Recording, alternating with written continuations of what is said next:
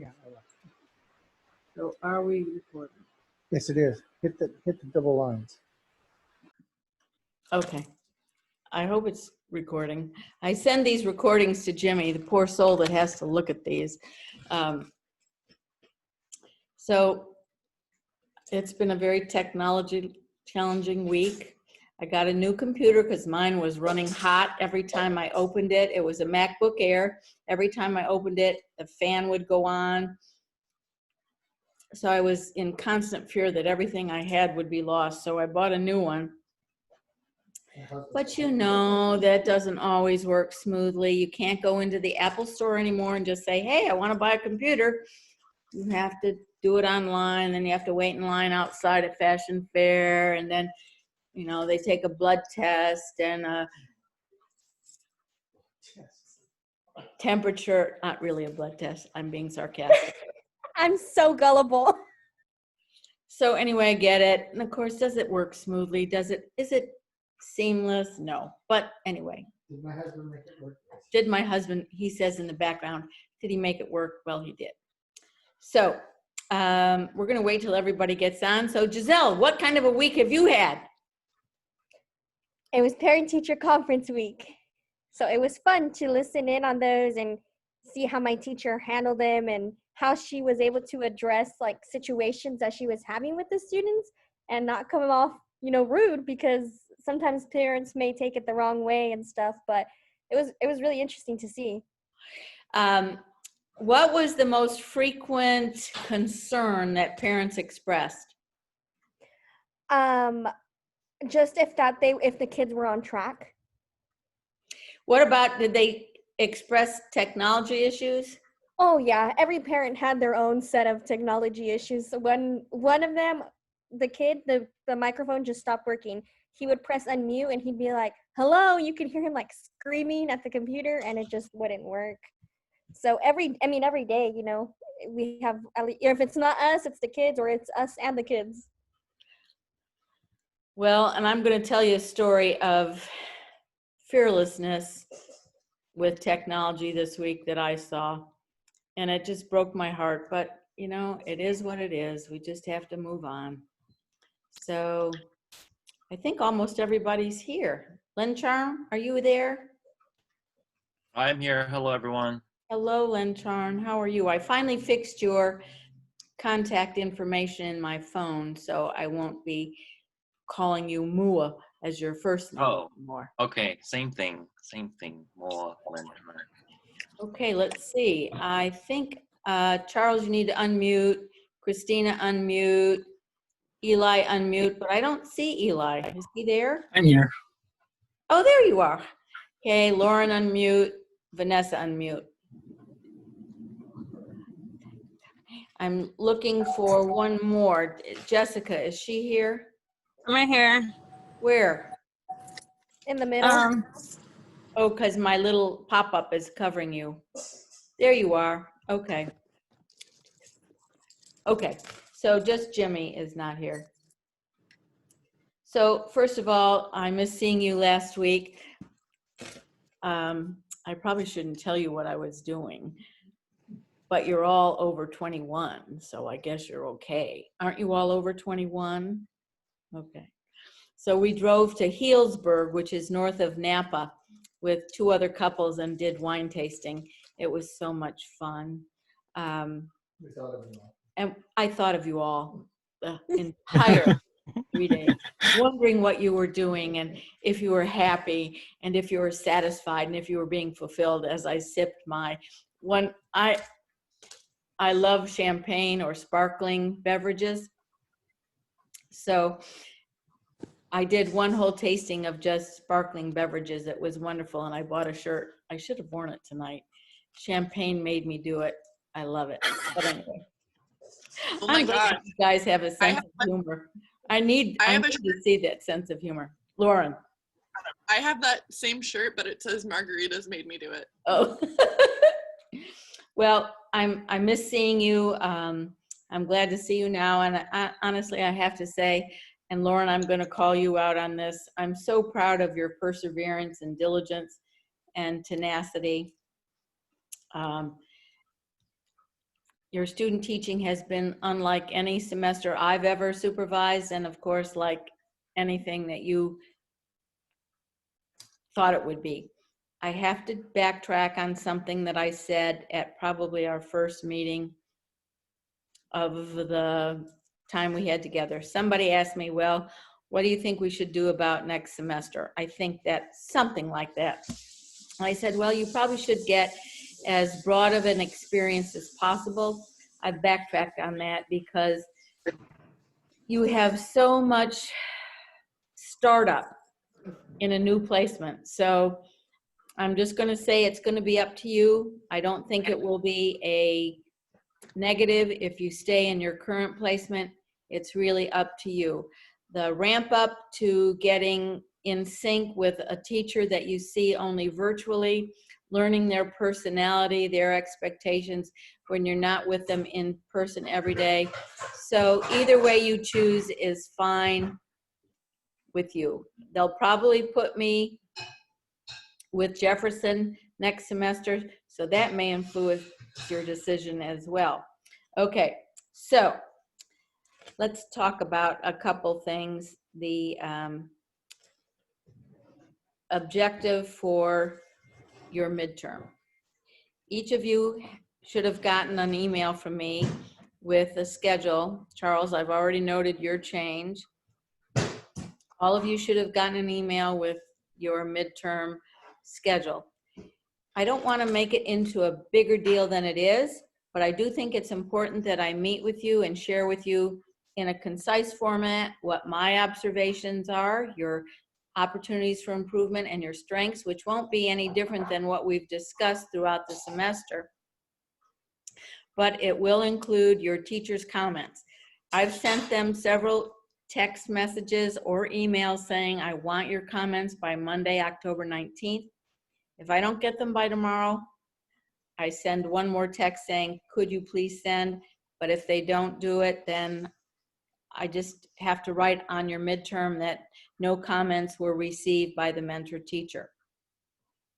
So Vanessa, where are you, Vanessa? There you are. She and I have had a little bit of a text conversation about what your objective should be. I want one objective. That's reasonable. What is one thing you would want to work on between now and the end of the semester? So here are some suggestions, and Vanessa, if I'm not reiterating them correctly, chime in. So is there something in your instruction that you feel like I really want to work on, I want to get better at? Or is there a subject area that you haven't taught that you would like to teach that's out of your comfort zone that would help you grow? Well, for me, even though I love art, I'm not a good technician at art, and I'm not good at teaching it. So the thing that I would want to get better at, because I feel art is so important for kids, it's a way to express themselves that they don't get to show in math and English language arts. It's a different part of the brain that they get to express themselves. And I needed to, as a student teacher and as a teacher, I needed to get better at that. So if there's a lesson that you want to teach in art just because you want to get better at it, then that could be your objective. If you'd like to do a science experience, well, of course, we know that science is out the door right now. You could do like a Bill Nye Science Guy science lesson and teach something. I know the challenge is, number one, time, and number two, if you do an art lesson, it's do they have the materials? So you would need to identify what you're going to do well in advance and make sure that they had the materials at home to be able to participate. Let's see, what did that bring to mind? The art and the science. They really don't have to have the science materials. If you're going to do a Bill Nye Science Guy type of lesson, you just have to have the demo. So any questions about what needs to go into your objective? Okay.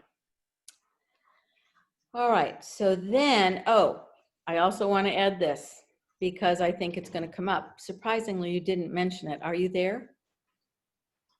Are you with me? Yes. Good. Thank you. Thank you, Giselle. I hear this from you guys all the time with your students. Are you there? Are you there? So what if your mentor teacher doesn't really want to make room in the instructional day for a lesson in art or science that you would like to teach? Well, then you can do it as an enrichment lesson at the end of the day. So what does that mean for you? So at the end of the day, you invite students to participate. So yeah, does that make a little bit more work for you? Yes. But does it get you exposure to something that you want to do? Yes. So just because it's not during the instructional day at the school site doesn't mean that you can't do it. As long as it's recorded and you send it to me, you're good to go. Any questions? Okay, Peter, what do you think about this? Do you think they're too talkative? They're good listeners. Good listeners. Okay. I have a question. Okay, Lauren, and I'm about to call you out in a minute, so hold on. Okay, go ahead. No. So for the objective for the mid-semester evaluation, are we what? No, Are we go ahead. sending I'm that to- listening. I'm all ears. Oh, okay. Are we sending that to you? Like, are we typing it up, or are we just discussing that when we meet? When we meet, you will verbally tell me what it is, and I will type it on the form. Okay? Okay, So thank you. just a simple one would be, my objective is to teach an art lesson in the visual arts on perspective. That's a legitimate objective. You're going to have to find a content standard to go with it. Please don't flood me with 10 standards. 1 or 2 standards is plenty. So just a short, succinct statement, and make it something that you really want to do, not just something to fill out the form. It should be a learning experience. So a little bit about the midterm. It's a form on TK20. It will be for your midterm. It will be for your end of semester eval, exact same form. When you're a 170 student, it will be the exact same form. So once we process it for our midterm, you'll see it 3 more times for your end of semester and then when you're a 170. Okay. So I have to have a call out because, and it's really many of you, but I watched Lauren's lesson this week, and she was working on conjunctions, and she had researched a video, and she had done a PowerPoint. So that showed me preparation and planning. But what happened when she wanted to show the video? Lauren, tell them. It didn't work. Yeah, I just had a lot of technical issues. My computer was really slow. Like, also another issue with my lesson, I mean, if everything worked really seamlessly, it would have been possible, but I think that I wanted to switch between PowerPoint to document camera to video. Like, there were too many things to toggle between that it made it more complicated, and it kind of opened it up for things to go wrong, if that makes sense. But did you take it out on the kids? No, you didn't. No. You just moved past it. You moved past it. You didn't let them know if you were frustrated. I was frustrated for you. So good for you guys that you're able to absorb just unbelievable pressure and frustration, knowing that your supervisor is looking at the lesson and then nothing goes as planned. So good for you, Lauren. You never missed a beat. You just said, well, it's not working. We'll move on. Thank you. Okay. So now 2 things that I've noticed, and hopefully you're going to take these to heart, because this is my big frustration. If you use a video, And that's great, but the video can never do the teaching for you. How many of you had a high school teacher or maybe even a college teacher that the video was just a way for them to get out of doing the teaching? That is never the purpose of a video. And whenever you use a video, if I'm your supervisor next semester, and if you use one between now and the end of the semester, you absolutely have to frame that video with look-fors. You can't just say, oh, now we're going to watch a video on blank and show the video. That leaves the kids floating with no way to focus their attention. Give them look-fors. Hopefully you would have previewed the video. Of course you would have previewed the video before you're going to show it. So you need to tell them, I want you to look for these things. So their attention is zeroed in on that, what you want them to look for. So take that to heart. If you use a video, you need to frame it for them. Just as your anticipatory set frames the lesson to come, your look-fors in the video frame it for them. So they're just not floating into space wondering, what am I supposed to be getting out of this? What am I supposed to be looking for? Okay, and the second thing, I don't expect, oh, that didn't come out right. I have high expectations. I think the opportunities for you to differentiate instruction, unless you're using breakout rooms, and I haven't seen much use of breakout rooms, but when you differentiate instruction and you write a lesson plan and you're talking about gifted, differentiation for gifted students is not just more of the same. So instead of doing 10 3-by-3 digit multiplication problems, oh, for my gifted students, my differentiation will be, I'll give them 10 more. That's not really differentiation of instruction. Your differentiation should be to move them to another level. So let me give you an example. When I taught 4th grade, I had like 5 kids in my 4th grade class that in math probably could have started calculus. They were so smart, they knew their multiplication facts, they knew how to do word problems. So it would have been absolutely senseless in terms of moving their instruction forward for me to just give them more of the same that the other kids were doing. Was that a disservice to the rest of the kids that these kids were getting something different? No, I was giving them what they needed. And what I did with them is I did a small group of 15 minutes a day. And we began working on beginning algebra problems like 3x equals 15. How do we solve for x? 3x plus 5 equals 15. How do we solve for x? So it wasn't more of the same.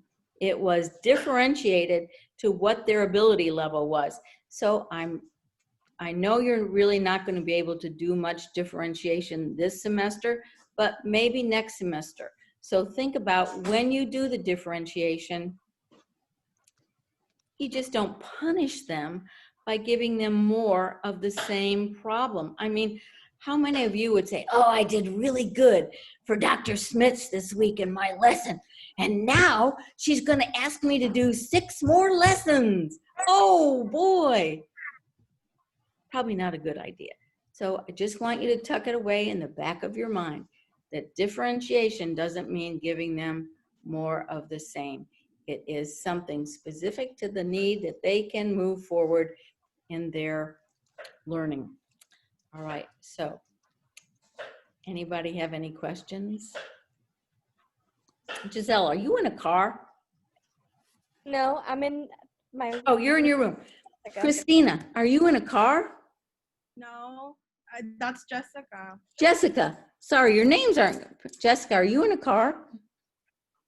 Yeah, I just got off of work and I couldn't drive, so I'm sitting in the parking lot. Oh my gosh.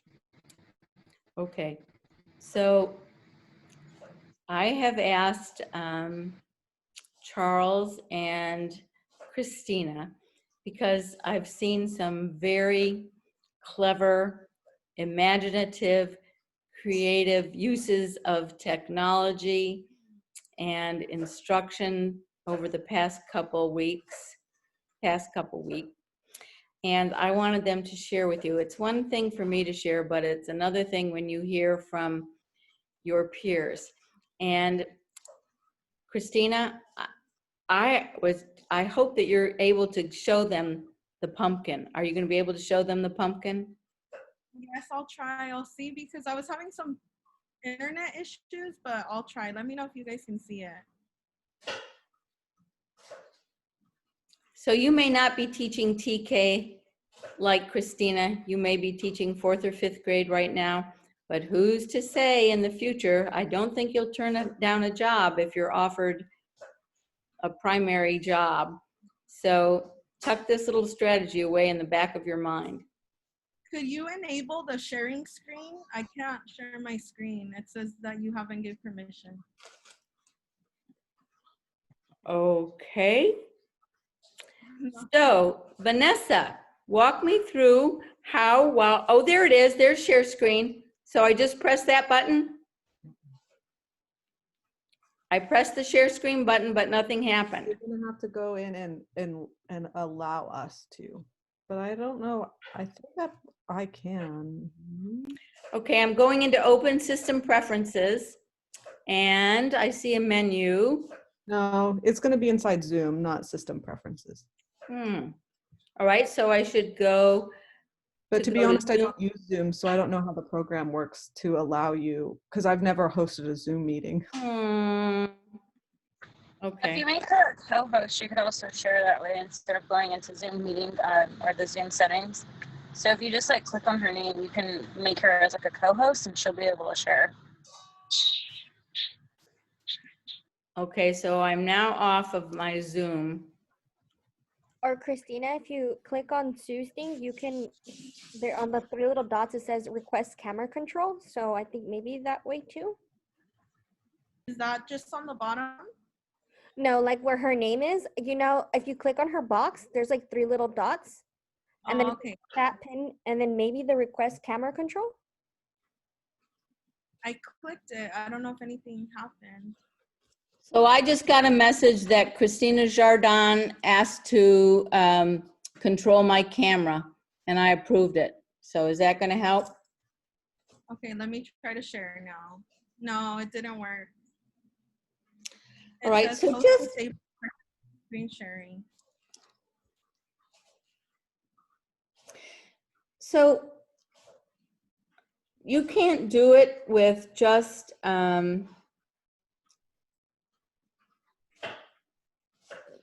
the background with the green screen, just without. Are you guys there? Yes. Okay, so it's bumped me off. Just a minute. I can't see you. You may be able to see me, but I can't see you. Okay, so now it says you no longer control my camera, but it didn't make any difference when you did, right? No. Peter, can you come here a minute and help me get back on? I don't know what happened.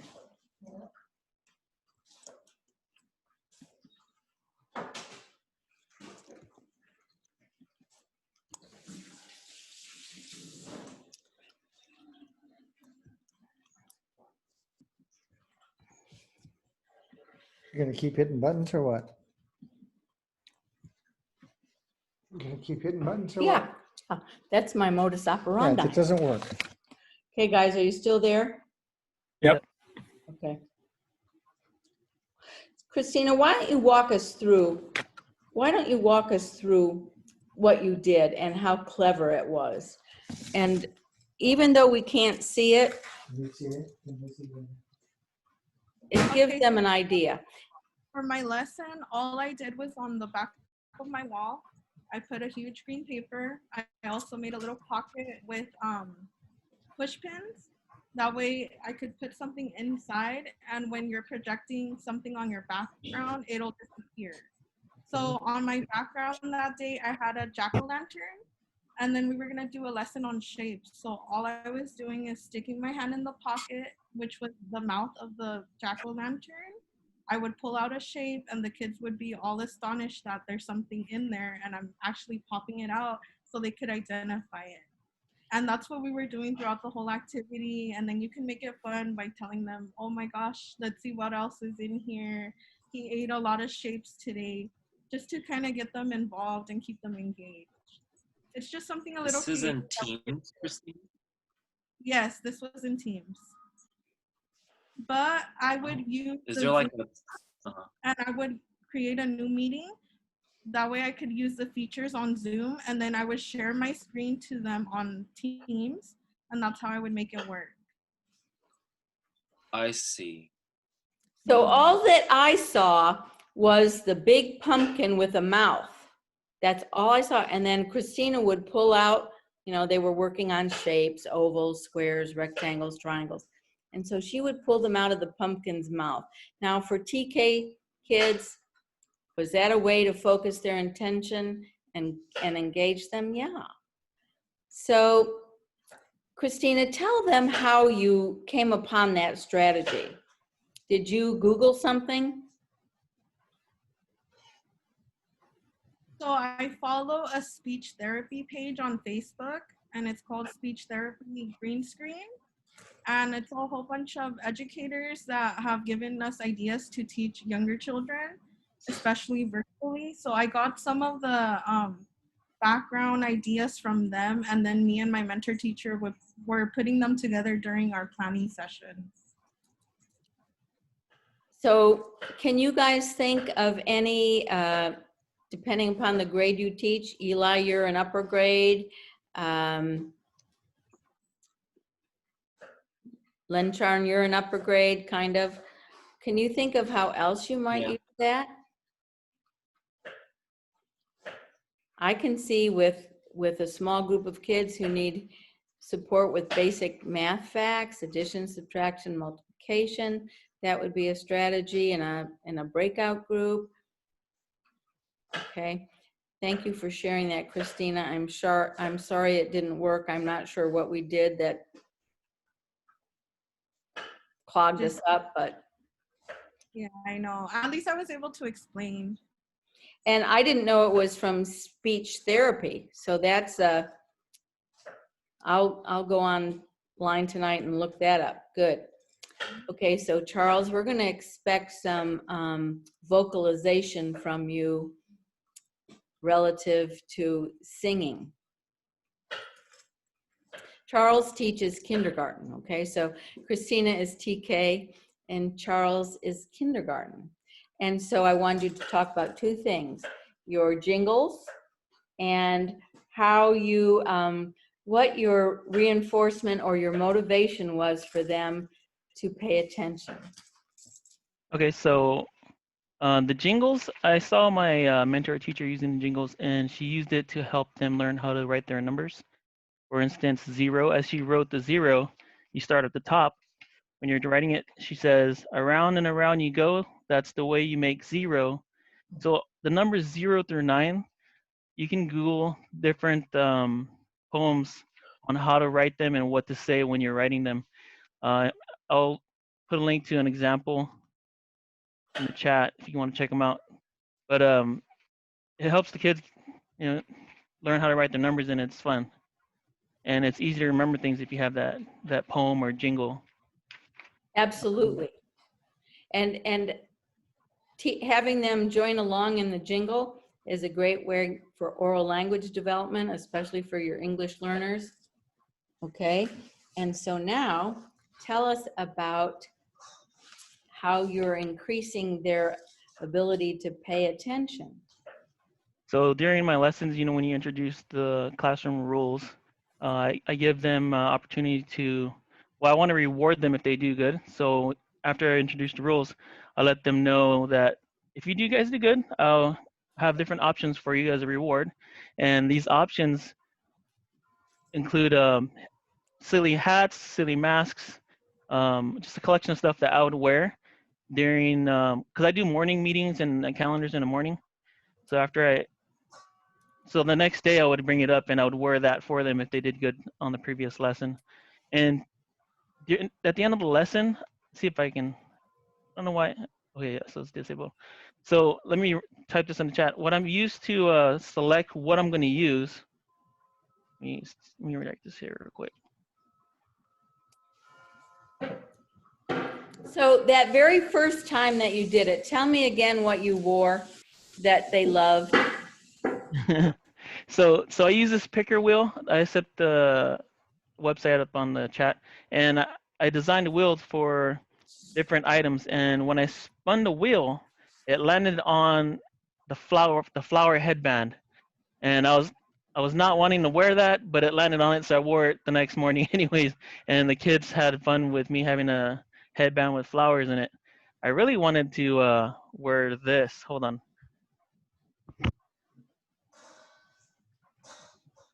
Where did he go? Charles, are you still there? Gonna surprise us. He turned off his camera to do a whole show. I mean, how fun. It's simple. You didn't have to do a treat to get to everybody, a candy bar. I'm Batman. This is the one I hoped it landed on, but I got the flower headband. But yeah, so they had a lot of fun. One of them actually reminded me, said, "Mr. No, are you gonna wear your mask?" I go, "Glad you reminded me. I was about to just get to that." So yeah, Good. they had a hoot. That's great. Great, great, great. And is this something that would be workable for elementary, even up to 6th grade? You bet. And one of you even suggested that as a reinforcement, you'd introduce them to your dog. Who was that? Oh, I think we talked about it. Yeah, Lynn Charn. Good. Okay. So, anything else for the good of the order today? Because I'm going to be meeting with Lauren to debrief her lesson after this. And I've got to remember to turn off the recording, because last time I did a debrief after our Zoom meeting, I recorded it. And of course, could I send that to Jimmy, who was not here because he's working? Well, I couldn't. So, anything else anybody has a question about? Man, you guys are, I'm going to have to send you some wine. Look at all those smiles now.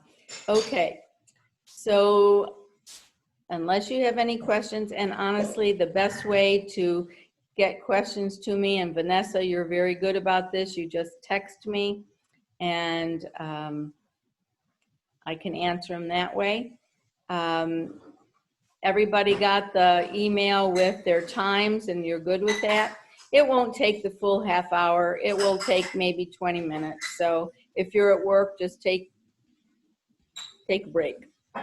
Okay. All right. I do want to say something real quick. That if you're not using Dojo to select random students when you're calling on them, that wheel picker also, you can also design it and put your students' names in it, and you can have that pick students if no one wants to volunteer their names. Good suggestion. Are you all using Dojo points? I don't know Dojo points. There's, yeah, okay. All right, Eli, you're highlighted. Did you want to say anything? Nope, I'm good. Okay. All right. Well, I'm going to ask everybody to leave the meeting except Lauren, and I will decide. Folks, this week we should have been on. You should have sent me your third observation. I didn't get very many last week. Are they forthcoming? I'm doing mine this week. Me too. Okay. A, like formal observation. Yeah, this week is, okay, I'm doing my third one this week. okay. All right. Just wanted to make sure that that was on your radar. That's all. Oh, I got something about us having to get COVID tested. Well, you don't have to, it's optional, but it really doesn't apply to you because Fresno Unified is not allowing student teachers on campus, no matter whether they open this semester or not. you cannot be on campus. So the COVID testing is really only for those students where, like Clovis is going to open up beginning of November. If you're a student teacher in Clovis, then you would need to have COVID testing in order to go on campus. But for those of you in Fresno Unified, it doesn't really apply. Okay. How many of you are thinking, I'm just curious, and you don't have to commit now, but just raise your hand if you're thinking of staying in your current placement. Are I'd you like to staying stay with with Jefferson? I'm sure I will be. So Yeah. you better put I'm up your staying. I'm hand just- after you ask that question. Yeah, I want to stay with you. See, I want to stay with you, but I have the bilingual authorization program and I have to do a semester in Spanish. So I would be of no help to you if you're teaching a lesson in Spanish. So sadly, they'll probably place you somewhere else. Although doesn't Jefferson have a bilingual program? So you could probably stay at Jefferson and be in another, with another teacher. Yeah. Okay, Vanessa, what are you thinking? That you're gonna kind of move on? Yeah, because I think that, yes. Okay, okay. Lauren, what about you? I like the school. I would maybe choose a different grade. Like, I think it's hard because I think I have a great teacher, I have a great supervisor, I like the school, like it's great. But then I'm thinking maybe I should try a different grade level. I don't know. Okay, Eli? I'm kind of torn. Guys on the spot. Like, I really like, I like having you as a coach, and I like my mentor teacher a lot, and I like my class a lot. But like, this is just new information that maybe it would be good to stay. So up till this point, I've been assuming I would move to a lower grade. So it's just something like I have to think about. Yep. So maybe even moving to a lower grade at Jefferson, that would be a possibility. Okay. Lynn Charn, finally got your name right after 6 weeks. Because, yeah, I was thinking the same thing. Because as Charles said, well, if Sue's staying, then my hand's up too. But no, because I think it's very smooth. And then listening to our other colleagues, like, it's a little bumpy on their end at times. And I'm like, whoa, I like my mentor teacher's wonderful and Sue is wonderful. So I don't know either, but I like the, experiencing a different grade as well too. So I don't know. All right. Charles, what do you think? Yeah, I've heard a lot of horror stories from our other colleagues with their, coaches. So Yeah, I know. Okay. Jessica, what are you thinking? I would like a different teacher just so I can experience different teaching methods and strategies. I would also like a different grade so that I can be like exposed to different grade levels because I've only worked the third and up. So if I can go like kinder or first, so I can try the little ones, I think that would be a great experience for me. And Jessica and Vanessa, I understand. Okay, so, all right, Christina, what do you think? Gonna stay with TK? I would love to stay with TK. The only thing is I had TK last semester as well, and I've had second grade before. So I'm really debating that it would be better for me to experience other grade levels as well. I don't want to just stick with one particular thing and learn a little bit more and have more experience. I want you to know that I got an email. Really, this is prompting me asking you and kind of putting you on the spot. I got an email from Jennifer Thomas, who's the principal at Jefferson. And to your credit, she said, and it's not verbatim because I don't have the email in front of me, but the gist was that our mentor teachers are very happy with their student teachers this semester, and they would like to request them for next semester. And how I handled that was, I said, this is up to the university in terms of the placement. I appreciate your confidence in the current student teachers, but the university has the ultimate decision in replacing student teachers for next semester. So that took you off the hook. If you get what I mean, it took you off the hook in the sense that you weren't the arbiter of where you were going to go next semester. So it's to your credit, though, that they've been very happy with you. They feel satisfied. And so we'll just see. We're still early into the semester, although I don't feel like it's early, because we should have had 3 observations in by now. And I really don't want to do your midterm without having those 3 observations. But sometimes you have to be flexible. And you've made me learn. I have learned from you in terms of technology, because when it doesn't work, I go nuts, as you've seen. And I just want to press buttons, and it's supposed to work no matter how many buttons I press. But you guys stay calm, cool, and collected. Okay, one more question. You know that when I do your observation notes, I put them onto TK20. Are you able to get in to see the TK20 notes from me? Have you even tried? That's a better question. Have you tried to get into my side of TK20 to see the notes?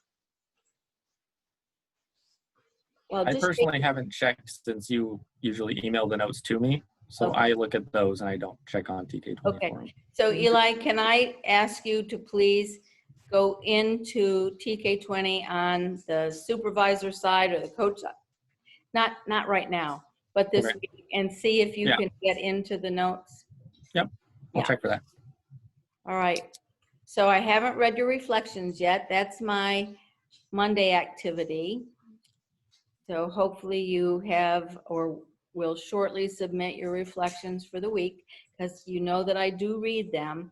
And here's just another little aside, and maybe I've said this before, but the more you hear it, the more it sinks in, at least with me.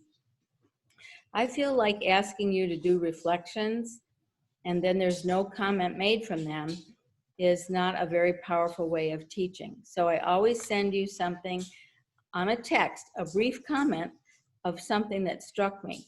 And that's the way I feel about homework.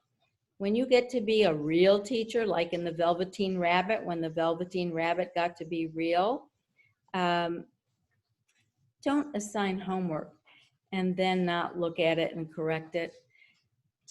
Some kids will, once they figure out that you don't look at it, that you just check off who's turned it in and who hasn't, they will get in the habit of turning in absolute crummy work. That's not a way to have high expectations. If you sign homework, make sure that you correct it. So on my tombstone, it's going to be written, she gave homework, she corrected it. Okay? All right. You guys have a good week. I will see you probably next Sunday. I'll send you a message whether or not we're meeting. And then have a good week. And Lauren, I'll see you shortly. Bye. Bye. Clarification. Yeah. So I did my 3rd lesson last week. Do you also need a weekly reflection? I can't remember. I know we talked about it briefly. If We you, don't, the right? weeks you do a lesson, you do it under the lesson reflection. The weeks that you don't do a lesson, it goes under weekly reflection. Got it. I just wanted to make sure because that's how I'd been doing it, but I was worried that I was missing. You're not missing. You're not missing. You would let me know, right? You're up on everything. Okay. Okay. All right. Bye. Bye. Okay, Lauren, I've got to go and make sure that I'm stopping the video. So hold a minute. Okay. Okay.